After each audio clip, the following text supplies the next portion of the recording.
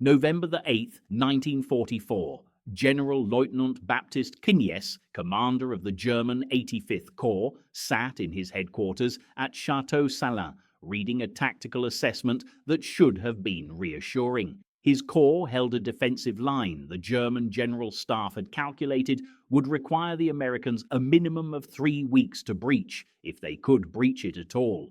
The Seille River formed a natural barrier to the west. The fortified towns of Dieulouard, Pont-à-Mousson, and Arneville created interlocking fields of fire. Behind them, the Metz fortress complex anchored the entire position with concrete bunkers built by Imperial Germany in 1870 and reinforced continuously for 74 years. Nice commanded 47,000 men, 183 artillery pieces, and defensive terrain that favored every German advantage. American intelligence had identified this position as the strongest German defensive line west of the Rhine, but Nice kept returning to one line in the assessment. Enemy commander, General George Patton, 3rd Army. The mathematics said 3 weeks minimum. Patton's record said mathematics didn't apply. Knies underlined that sentence. He had 3 days. By early November 1944, the German defensive position east of Nancy represented everything Wehrmacht doctrine prescribed for effective defense in depth. The primary defensive line ran along the Seille River, a waterway that averaged 45 feet wide and 6 feet deep, sufficient to prevent armored crossing without bridging equipment. German engineers had demolished every bridge across 31 miles of river. Behind the Seille, the 3 fortified towns formed the backbone of the position.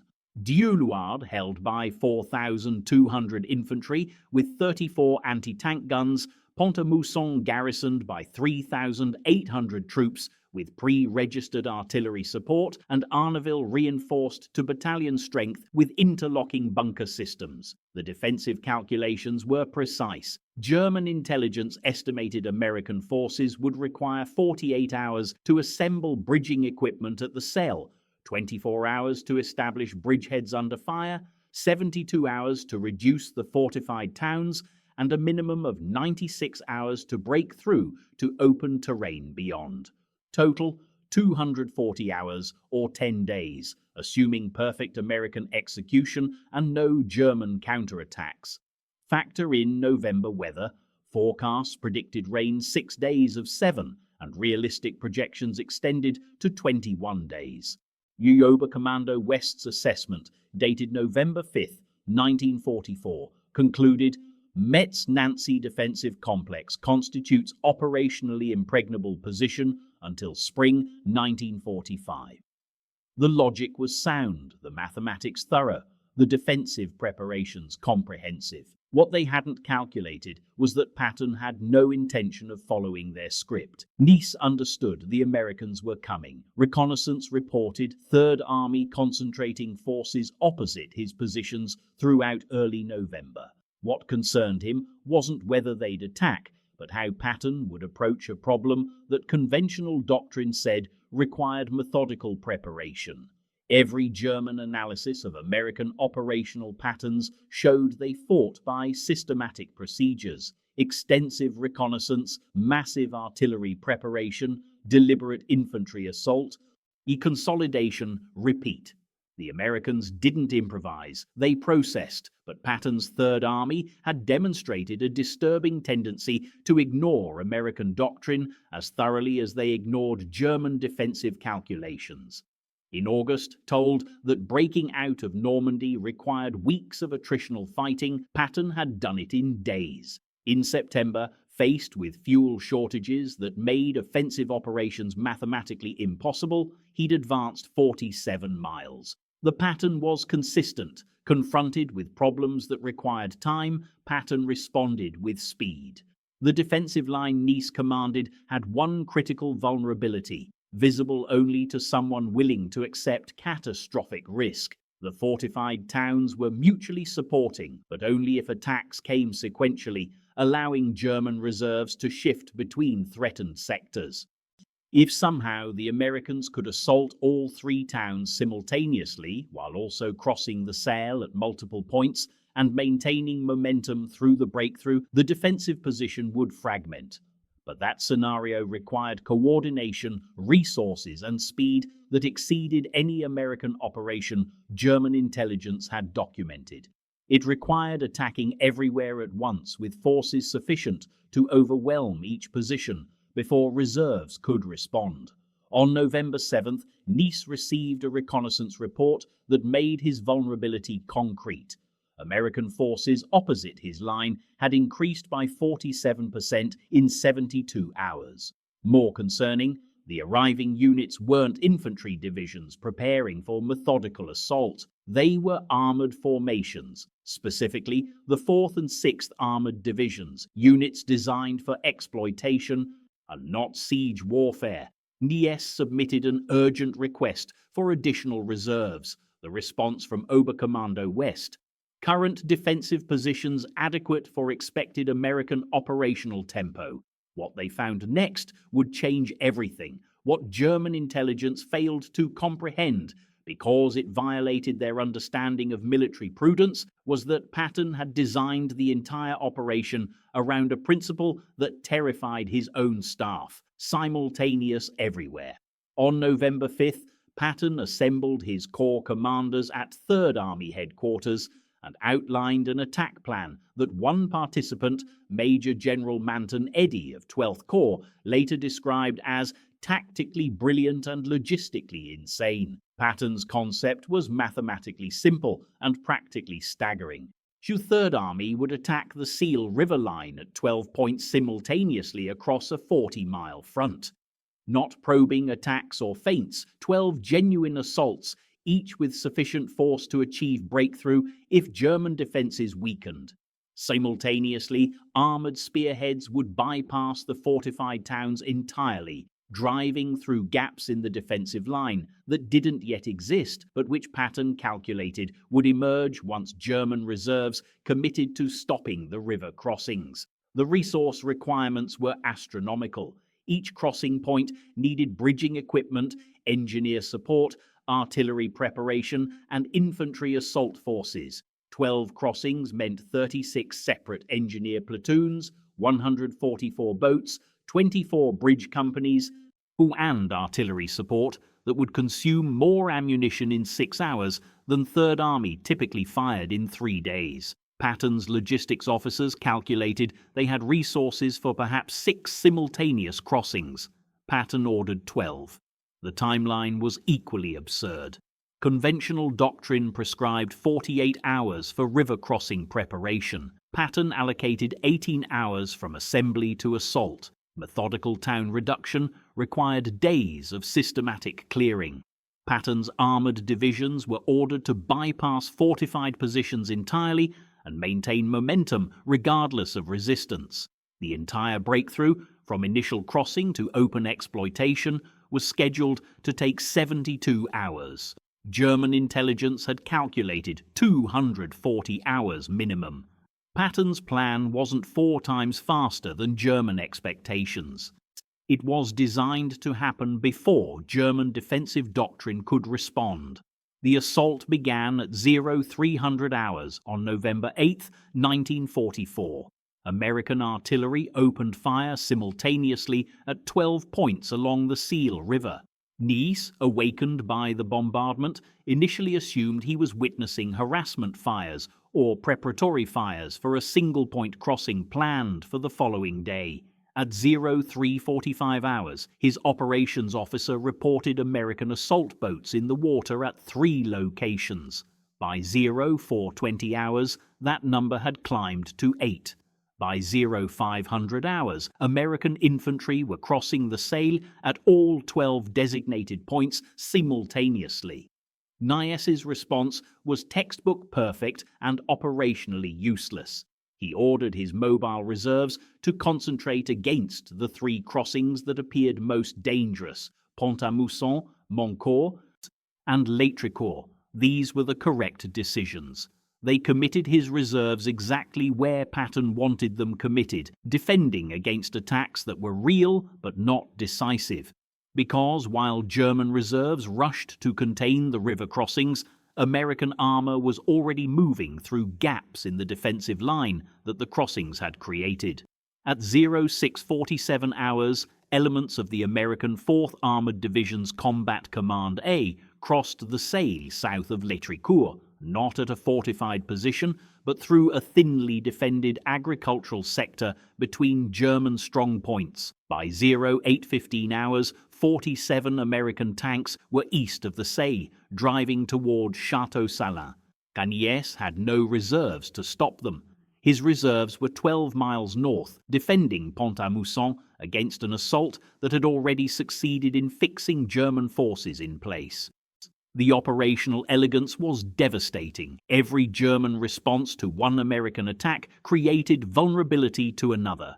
Commit reserves to stop the armor, and the infantry crossings consolidated into bridgeheads. Defend the towns, and armor drove around them. Attempt to maintain coherent defensive lines, and American attacks shattered them at multiple points faster than German communications could coordinate responses. By November 9th, 36 hours into Patton's 72-hour timeline, German defensive coherence had collapsed across the entire sector. November 10th, 1944, 0415 hours. Niès stood in his command post, receiving situation reports that documented the disintegration of his defensive position.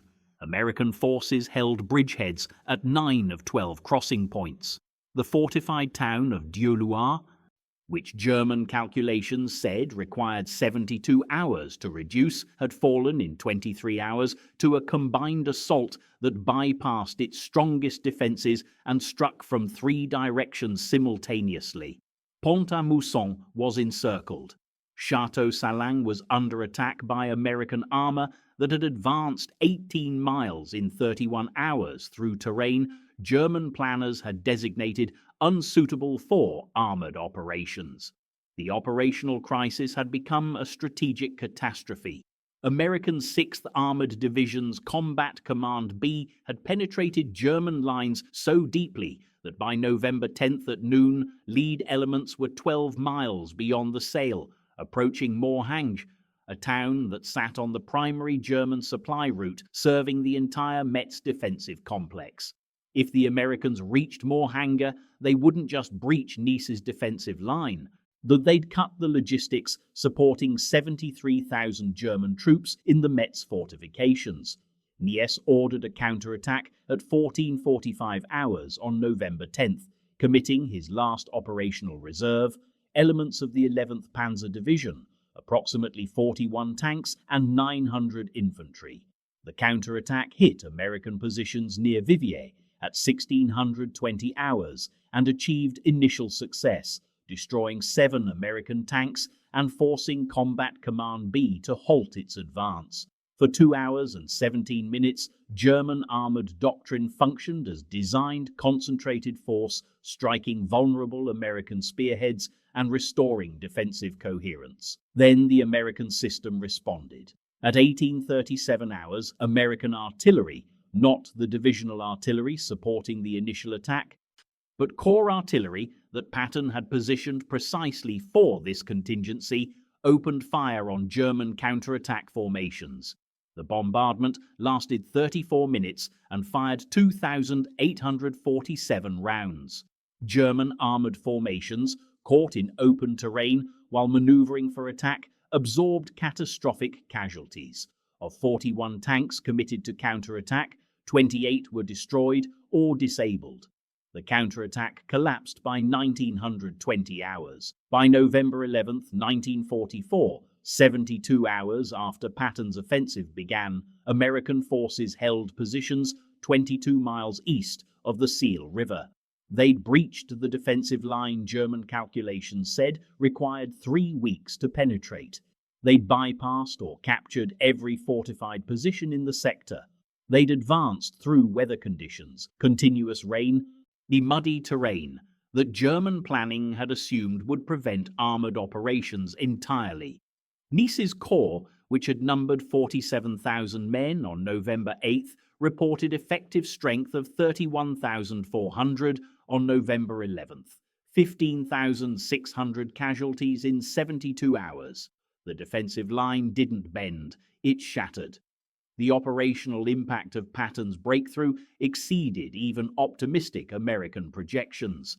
By November 14th, Third Army forces had advanced 31 miles beyond the Seille, captured 11,247 German prisoners, and seized supply depots containing 4.7 million rounds of small arms ammunition intended to sustain German forces through winter defensive operations. The loss of these supplies forced German units across the entire sector to ration ammunition, degrading defensive effectiveness in subsequent engagements. Statistical analysis reveals the efficiency of Patton's simultaneous assault concept. German defensive calculations were based on Americans attacking sequentially, allowing 47,000 defenders to concentrate against each threat. By attacking simultaneously at 12 points, Patton forced Germans to defend everywhere with local forces, reducing effective resistance at each crossing point to approximately 3,900 troops, a force insufficient to prevent bridgehead establishment. The mathematics were brutal. Spread 47,000 defenders across 12 points, and each point has 3,917 defenders. Concentrate 12,000 attackers at each point sequentially, and attackers achieve 3-to-1 superiority. Attack all 12 simultaneously, and defenders face 3-to-1 disadvantage everywhere at once. Post-war testimony from German commanders consistently validates the psychological impact of Patton's operational tempo. General der Panzertruppen Fritz Bayerlein, who commanded Panzer Lehr Division in adjacent sectors, wrote, "Patton's November offensive demonstrated that American forces could generate operational speed exceeding German capacity to respond. We had planned for methodical American attacks we could counter systematically. We faced instead simultaneous attacks that overwhelmed defensive coordination faster than we could restore it. The counter-argument that Patton's attack succeeded primarily due to German weakness rather than American strength fails upon examination of German defensive resources. Nies commanded 47,000 troops, adequate for the terrain defended. His artillery numbered 183 pieces, sufficient for defensive fire support. His fortifications were professionally constructed and mutually supporting. The position wasn't weak. The attack was faster than the defense could process. When post-war analysts asked Knies how better defensive preparation might have prevented breakthrough, his response was blunt. You cannot prepare adequately for an enemy who attacks everywhere before you finish responding anywhere. The Seille River breakthrough illuminates a principle that transcends military tactics. Speed compounds advantages while delay compounds problems.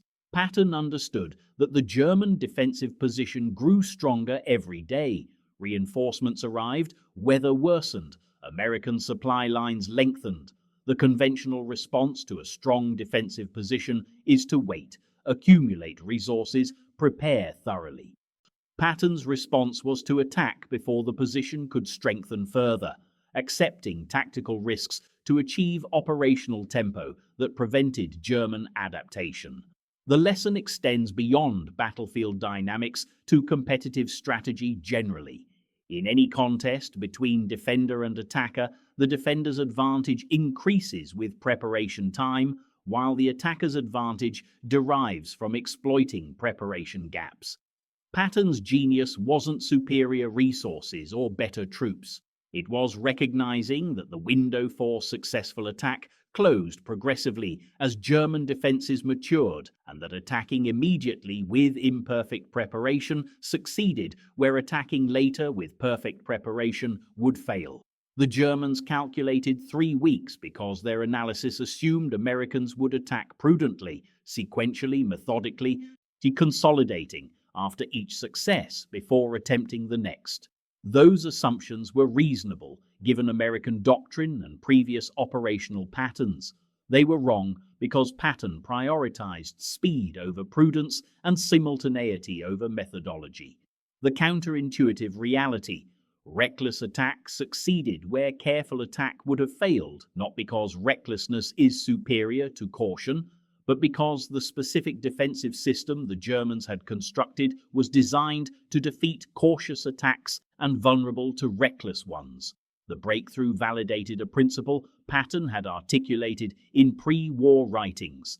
In war, the perfect is the enemy of the good, and the good is the enemy of the fast. German defenses were designed to defeat good attacks executed methodically. They couldn't defeat imperfect attacks executed simultaneously faster than defensive systems could respond. 72 hours, not 3 weeks. The Germans calculated what should happen. Patton created what did happen. The difference between those numbers is the difference between systematic planning and operational audacity.